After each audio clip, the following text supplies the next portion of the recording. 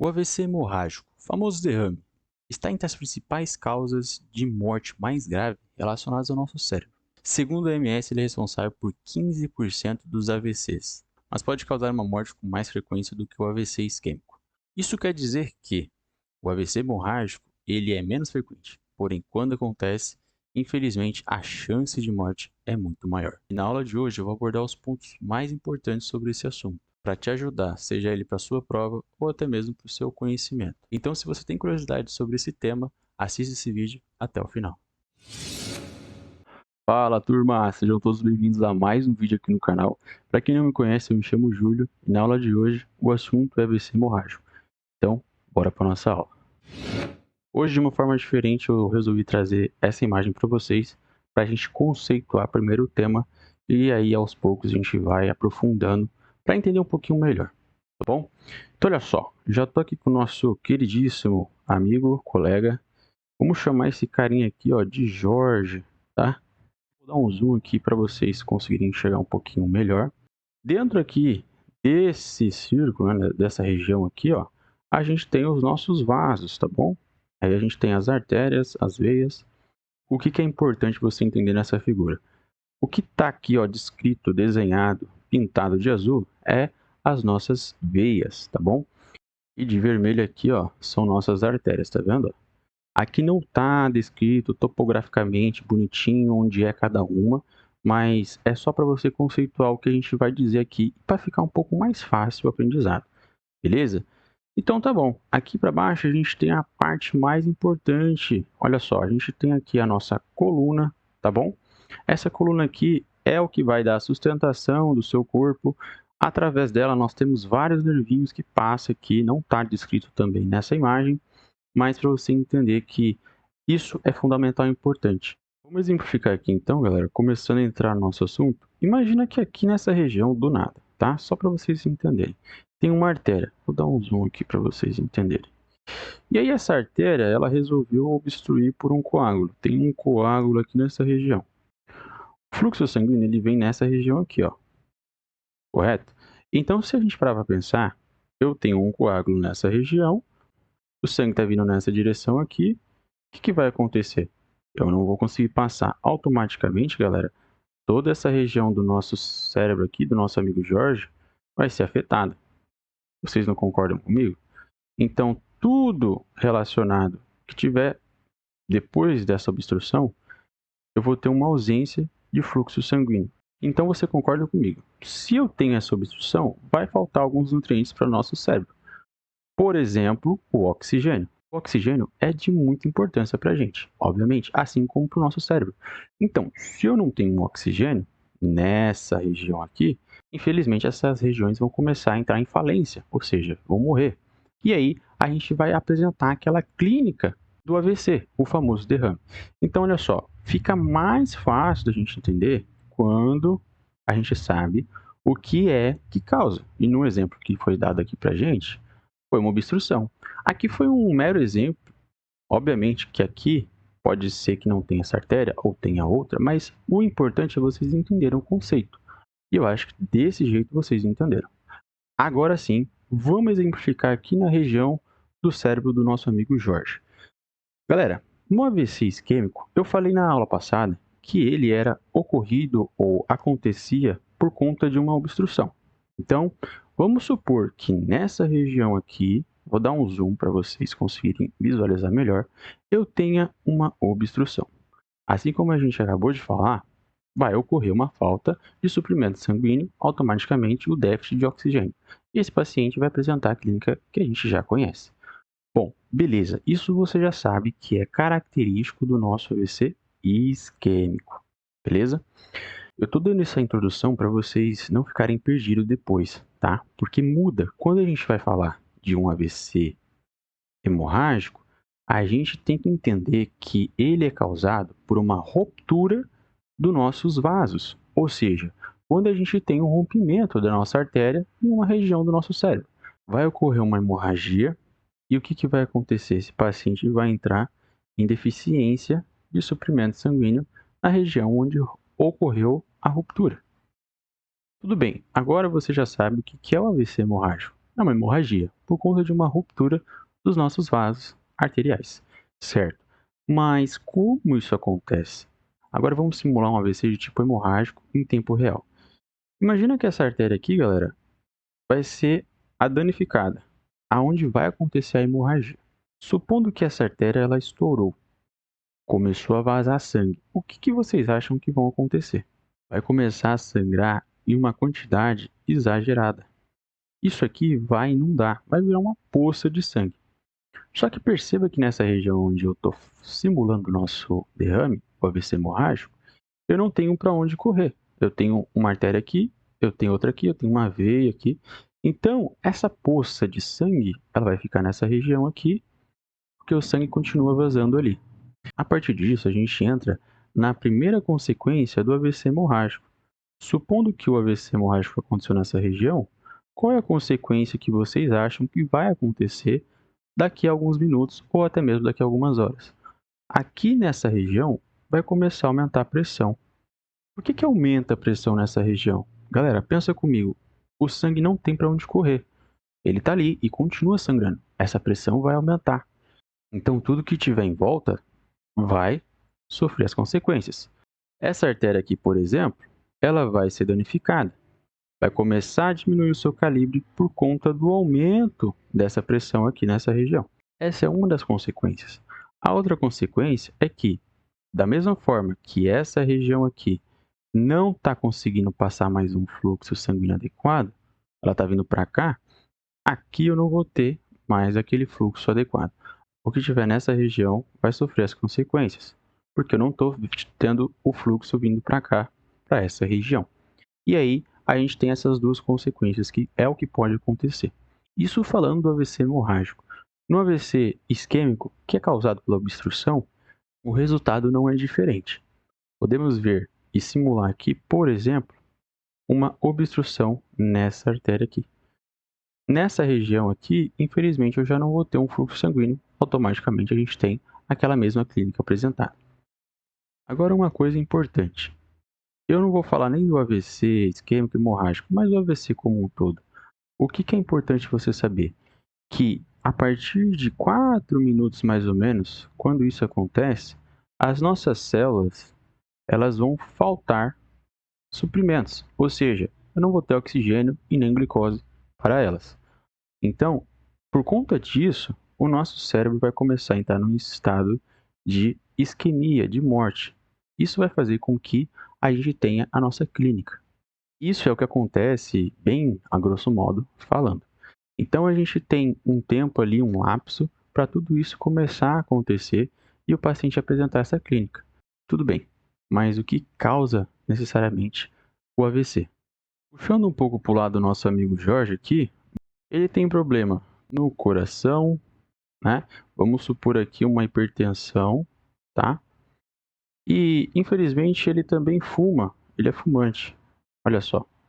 E vamos supor que essa hipertensão é mal controlada, ou seja, o Jorge não toma o medicamento no horário certo e não está nem aí. Além disso, o Jorge, ele fuma 10 maços aí por mês, tá? Então, nosso amigo Jorge tem duas coisas que, assim, na medicina, o fato de você fumar já é uma causadora de várias doenças. Mas falando do AVC em si como um todo, seja isquêmico ou hemorrágico, a grande chance ou a probabilidade do nosso amigo Jorge desenvolver um AVC é muito maior. Quando eu falo de uma hipertensão, de um tabagismo ou até mesmo de um etilista, tudo isso são fatores de risco para o paciente desenvolver qualquer doença que seja. Porque, infelizmente, quanto mais patologias você tem, maiores são as chances de você desenvolver qualquer outra comorbidade. Então, galera, vamos pensar comigo aqui. Agora, falando sobre o nosso assunto do AVC, o que a gente tem que entender quando a gente fala de causas? Primeiro que não é tudo tão simples, afinal a gente está na medicina. Mas eu vou facilitar a vida de vocês. Imagina aqui que a gente tem uma subclassificação quando a gente fala de AVC. A gente tem o HIP, que é o famoso hemorragia intraparenquimatosa, e o HSA, hemorragia subaracnoide. Esses dois tipos são conhecidos na medicina como subtipos, subclassificações do AVC hemorrágico. O que isso significa, galera? Significa que quando eu tenho uma HIP, eu vou estar falando sobre uma hemorragia ali entre o parênquima. E quando eu falar de uma HSA, eu vou estar falando de uma hemorragia mais na região central. As duas são causadas geralmente, tá? Isso aqui é mais teoricamente falando do que realmente na prática, porque na prática as coisas são diferentes. Mas as causas de cada uma são diferentes. Por exemplo, uma HSA a gente conhece geralmente por conta do rompimento de um aneurisma, tá bom? Um aneurisma que foi formado ali na região da nossa artéria e estourou. Já na HIP, a gente tem uma causa que é bem conhecida na medicina, que é a hipertensão de mau controle. Júlio, mas a própria hipertensão causou o AVC hemorrágico? Não necessariamente, galera. Às vezes o paciente tem a hipertensão e vive o resto da vida tranquilo. Só que vamos concordar aqui, se o paciente tem alguma doença, no caso aqui cardíaca, a chance dele ter um AVC hemorrágico de tipo intraparenquimatoso é maior, infelizmente. Mas não quer dizer que todos que têm hipertensão e infelizmente às vezes esquecem de tomar o remédio, vai acontecer. Olha só, vamos deixar nosso amigo de lado aqui, o Jorge, e vamos puxar uma imagem de tomografia para vocês começarem a se relacionar, porque nada melhor do que estudar assim, né, galera? Vendo ao vivo. E aqui a gente traz ao vivo, tá? Olhando essa imagem aqui, para quem não está familiarizado, isso aqui é o que nós chamamos na medicina de tomografia, tá bom? Especificamente uma tomografia de crânio. Galera, o que você vê quando você olha essa imagem? Essa mancha branca onde eu circulei, nesses dois pontos aqui, é o que caracteriza a hemorragia. E agora que a gente entra naquilo que eu falei para vocês, se ela é HIP ou se ela é HSA. E nessa tomografia a gente está vendo uma HSA. Por que é chamado assim HSA? Por conta da localização dela. Perceba que eu tenho uma leve continuidade aqui, olha só, nessa região, tá? Mas geralmente HSA, a hemorragia subaracnoide, ela vai ocorrer mais no centro do nosso cérebro. Então, quando você olhar uma imagem, geralmente, quando vemos uma mancha desse tipo aqui, a gente pode falar que é uma HSA. Vamos voltar no início da aula que eu falei para vocês? Naquela figura onde eu mostrei do nosso amigo Jorge, não tinha aquela poça de sangue? Essa parte onde eu estou circulando é exatamente isso. E o que a gente falou? Que nessas extremidades aqui, o que vai ocorrer? Um aumento de pressão, ou seja, essa poça de sangue ela vai estar aprisionada. Com isso, eu vou ter uma elevação da pressão. Então, podemos dizer que essa pressão intracraniana vai aumentar. E o que acontece? A consequência é que essas estruturas estão em volta, vai começar a ser afetada. Imagina que aqui nessa região aqui, ó, tem uma artéria aqui, ó. Vamos supor, eu estou botando pressão desse lado. Vai começar a diminuir o calibre dessa artéria. E aí o sangue que está vindo aqui, ó, ele não vai conseguir passar, porque eu estou tendo uma obstrução por conta desse aprisionamento. E aí, toda essa região aqui vai começar a responder a essa deficiência de fluxo sanguíneo. Então, tá vendo como a causa é um pouquinho complicada, mas quando você olha na figura, fica mais fácil de entender. Além disso, galera, lembre-se que nessas outras estruturas aqui, temos artérias passando, tá? Elas também serão comprometidas. Tudo que tiver aqui em volta vai ser comprometido. Essa foi a imagem que a gente viu sobre a HSA, mas como que acontece na HIP? Vamos dar uma olhada? Olha só a diferença. Aqui nesse lado a gente tinha o que a gente falou de HSA, porque ocorria mais no centro, e aqui a gente tem a HIP. Perceba a diferença, galera. Lembra que eu falei para vocês que geralmente na HSA a gente vai ter uma hemorragia mais central e na HIP a gente vai ter uma hemorragia mais externa, tá bom? Então, se você olhar nessa imagem aqui da HIP, a gente consegue observar ela um pouco mais externa. Isso é suficiente para você conseguir diferenciar as duas. Agora que você já se familiarizou com as duas imagens, Vamos entender qual é a clínica que cada paciente vai apresentar. O que acontece se cada região do nosso cérebro for afetada? Vamos lá. Se a gente observar essa região aqui, ó, que a gente chama de lobo frontal, toda essa regiãozinha aqui, ó, é o nosso lobo frontal. Aqui desse lado a gente tem especificando as funções do lobo frontal. A gente tem movimento, emoção, raciocínio, personalidade e pensamento. O que isso quer dizer? Se a gente tem algum tipo de AVC, seja ele qual for, a gente vai ter uma deficiência nessas funções, tá bom? Então, quando a gente fala de um lobo frontal afetado por um AVC, seja obstruído, hemorrágico, o que for, ele vai ter uma perda dos seus movimentos, talvez uma perca da fala, tá? A face, às vezes, um pouco com a boca caída, tudo vai depender, tá bom? Isso aqui não é muito certo, não é uma coisa concreta. Pode ser que ele tenha e pode ser que ele não tenha. Tudo vai depender da gravidade e do tamanho dessa lesão. E se a gente tem, por exemplo, um AVC no lobo occipital? O paciente pode apresentar queixas na sua visão, seja ela perda total, seja embaçada, a visão vai ser afetada. Parietal, a gente fala de percepção sensorial, isso quer dizer a sensibilidade, os sentidos, dor, temperatura, pressão.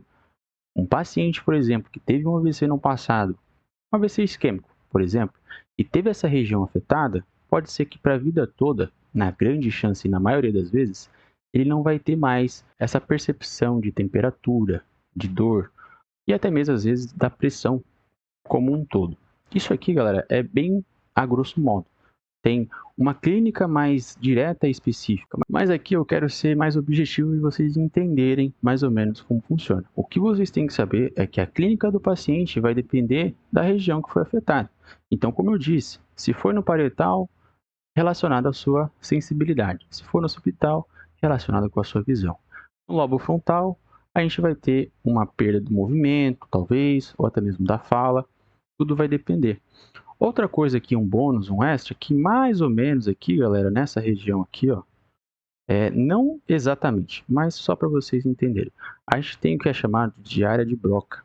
A área de Broca ela é responsável pela sua fala, ou até mesmo por entender o que os outros estão falando. Então, vamos supor que essa região, essa área de Broca, foi afetada.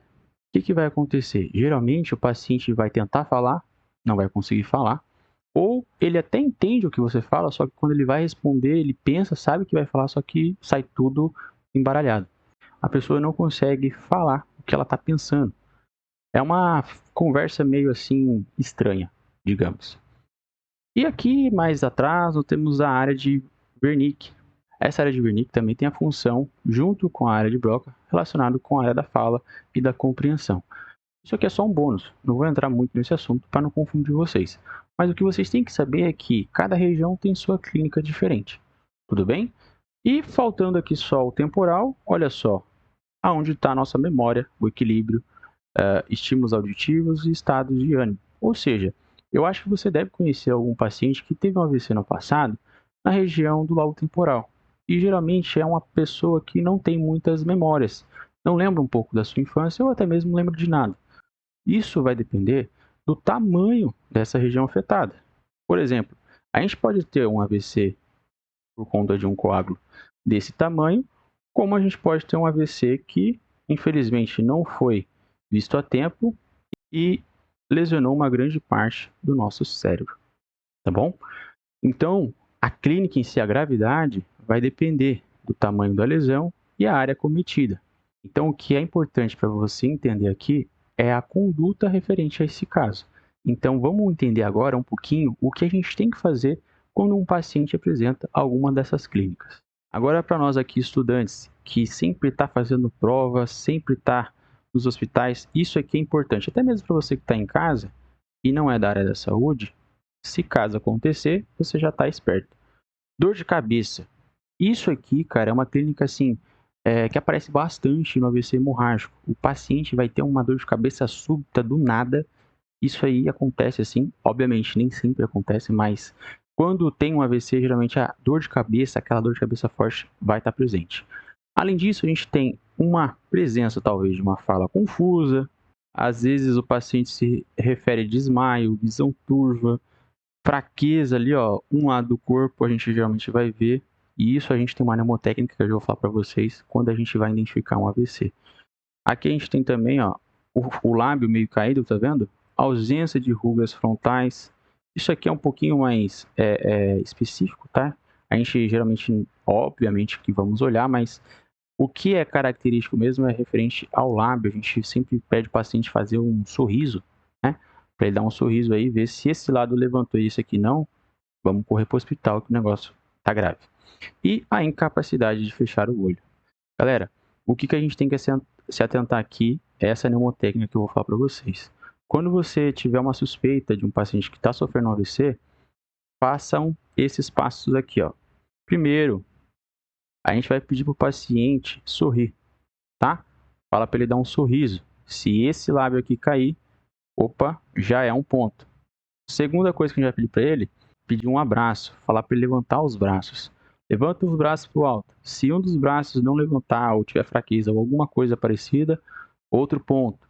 E no último caso, se você conseguiu ver que ele não consegue sorrir e nem levantar os braços, você vai mandar uma mensagem para o SAMU.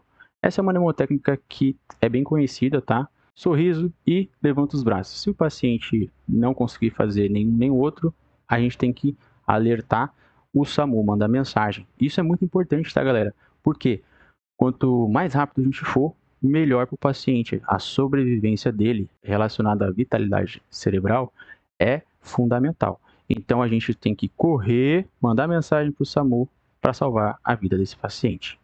Agora vamos entender como que realmente a gente faz isso. Turma, acho que acabou minha bateria da câmera, mas enfim, vamos continuar aqui, depois eu boto para carregar. Bom, galera, então o que a gente tem que pensar quando falamos na conduta do paciente com uma suspeita de AVC? Primeira coisa, a gente vai pedir uma tomografia. Concorda comigo? Por que eu vou pedir uma tomografia? Por dois motivos. Primeiro, eu tenho que descartar um AVC hemorrágico, tá bom?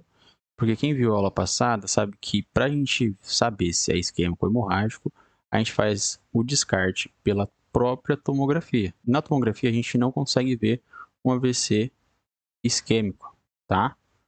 A gente só consegue ver o AVC hemorrágico. Como é o nosso assunto, a gente não vai descartar, porque o paciente vai ter uma hemorragia e aí a gente vai poder dar o diagnóstico.